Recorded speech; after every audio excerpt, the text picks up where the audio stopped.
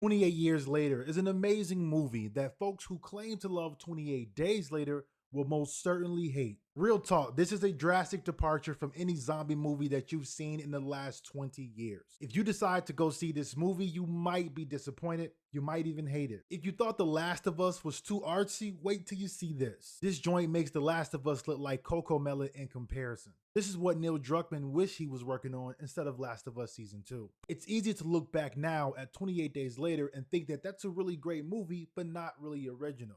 Except it was original for its time. It's not hard to understand that folks are going to go into this movie expecting something closer to 28 Days Later, but not really realizing how different that movie was at the time from other zombie movies.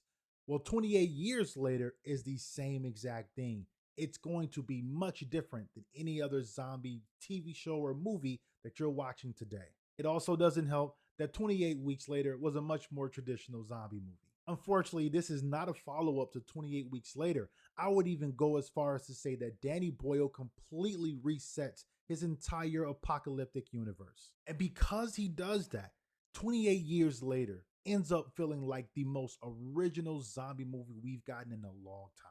This has a different tone than the original movies. There are no returning characters from those movies as well. And I would even say that there's even a greater focus here on character and world building. This film also has amazing, incredible cinematography. And I would even say that it's even more experimental than the first one.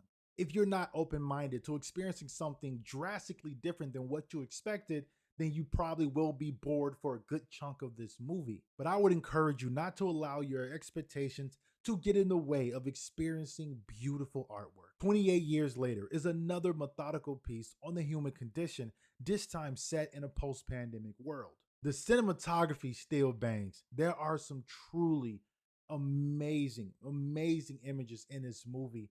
And that multi camera setup that they were teasing throughout the film's marketing campaign, wait till you see what they're able to do with that. It's really freaking sweet. The zombies have evolved in this universe and they look pretty cool. They kind of remind me of video game zombies, and it was nice seeing that kind of translate into film. Jodie Comer's and young actor Alfie Williams are the heart and soul of this movie. Go on a journey with their characters and be moved by its emotional ending. This film is deeply emotional. It really wants you to feel things, but it also doesn't forsake that zombie carnage, that action, and some of those hard elements that we've come to expect from this movie. And I'm telling you now, all that shit is amazing. They do a really good job and they put together some really intense action scenes. Speaking of the ending, if there was one